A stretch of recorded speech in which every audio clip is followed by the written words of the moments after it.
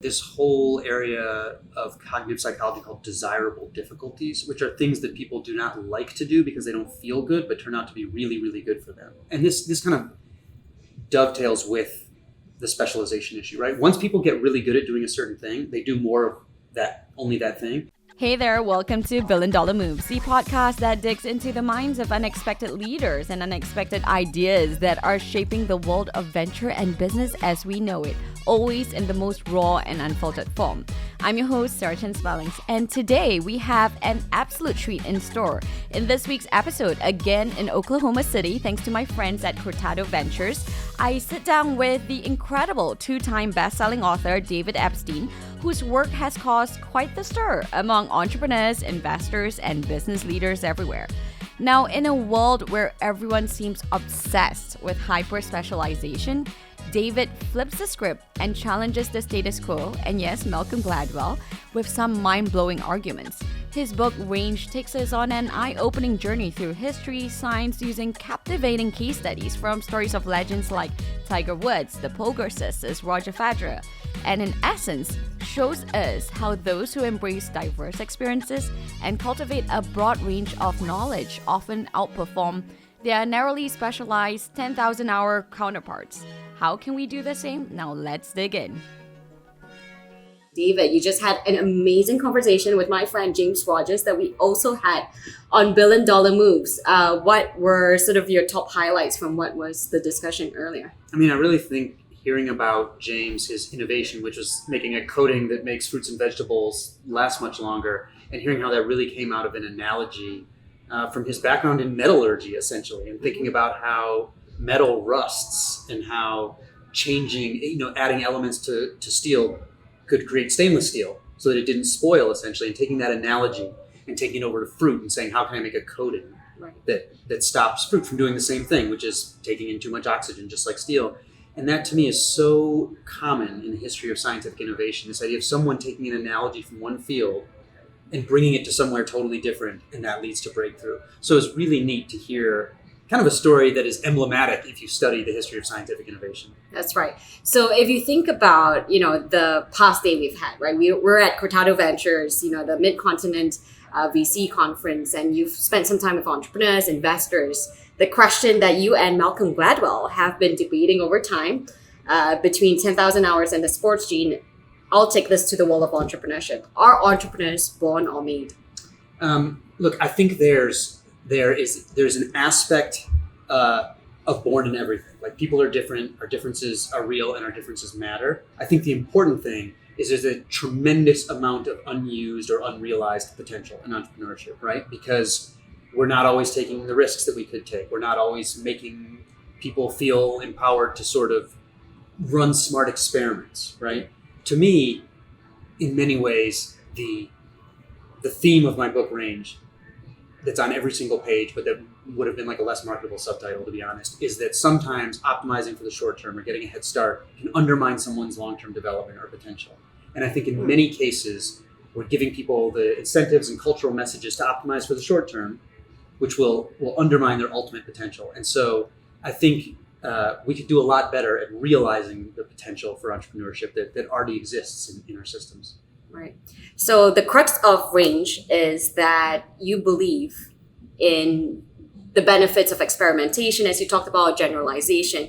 But as I mentioned, part of the discussion with the LP panel, where we talk about limited partners making investment decisions into venture capital firms, one of the key things they look to as a matrix of future success, interestingly, is the past track record, 10-year track record of investments, and in fact, specialization, deep domain expertise. So in fact, a lot of people in our industry actually say, David's theory doesn't hold up in finance. So what do you say to that? I mean, look, I think having knowledge is good, right? There's no question about that. But there is clearly a point at which there's this tremendous body of research on cognitive biases that show that when people become too narrow, right, that they start falling prey to all sorts of cognitive biases in decision-making. And this is very clear in research on investors also. In fact, there are experiments with really quite specialized venture capitalists, actually, where they will be made to assess the likely ROI of an investment, right? And then they're told to step back and start considering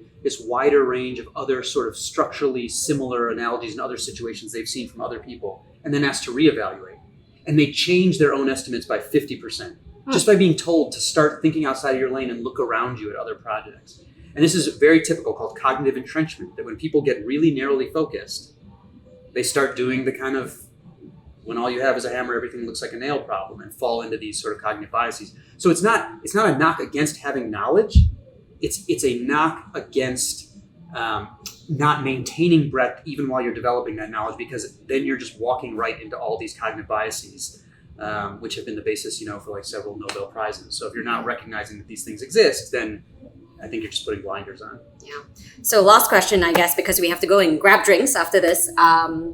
Based on everything that you've done, you've worked on this for years. This book came out 2019. You've interviewed many other authors, common friend Nur Ayal, Annie Duke as well. What theory was most unexpected that you have come to really like and see to be, yes, this is what people should be applying a lot of? Kind of in my own sort of work and research? Right.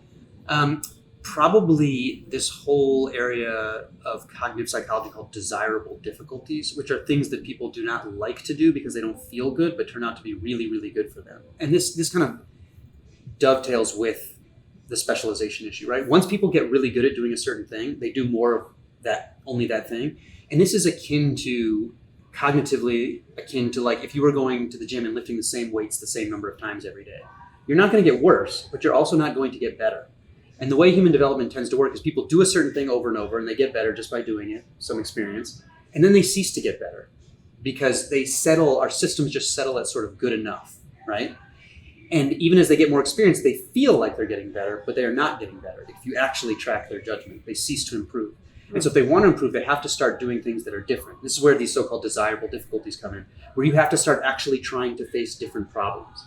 There's a finding in psychology, classic finding can be summarized as breadth of training predicts breadth of transfer. Transfer is a term psychologists use to mean your ability to take your skills and knowledge and apply it to new problems that you haven't exactly seen before. New investment, new challenge, new business, right? And we have to do that constantly. We're always looking to solve a slightly new problem. And what predicts your ability to do that well is the breadth of problems that you've faced in your training up to that date. And so if you become really, really narrow,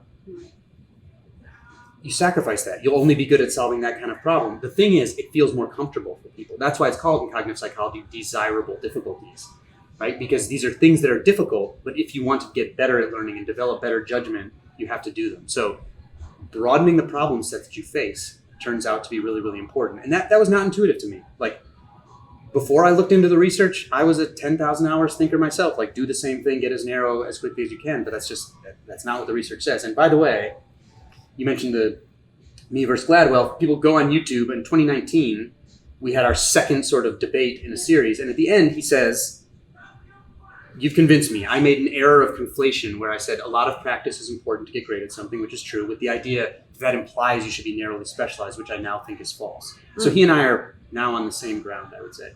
Love it. And of course, the work that I do with solving the gender venture funding gap. Based on your work in range and the fact that, as we talked about with the 10-year track record, a lot of these things don't apply to underestimated, underrepresented founders and funders. What is your one call to action for us to change this? There's a body of work I actually mentioned in range that looks at, to give you sort of a roundabout answer here. For example, Nobel laureate scientists progress more slowly early in their careers than their peers because they are more interdisciplinary. So that gives them power later, but they progress more slowly, get tenure later, and all that kind of stuff. There's similar research that shows that women have a greater interest in doing interdisciplinary work earlier in their careers, but are more discouraged from doing it because they're made to feel that they won't be taken seriously if they're interdisciplinary. So we know this interdisciplinary work is the kind of thing that leads to the biggest impact work, and we know that women are more likely to want to do it and to be discouraged from doing it.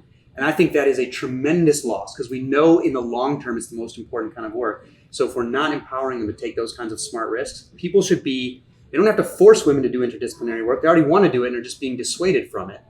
And I think that needs to absolutely stop. Love it. All right, David Epstein, thank you so much. You can get Range wherever you find your books. And thanks so much for tuning in this week. You can subscribe wherever you get your podcasts and follow our socials on Sarah Chen Global to get the latest on the show. It would really help me out too if you enjoyed this to rate and review our show on Apple Podcasts and share your favorite episodes with a friend. I'm Sarah Chen-Spellings and you've been listening to Billion Dollar Moves.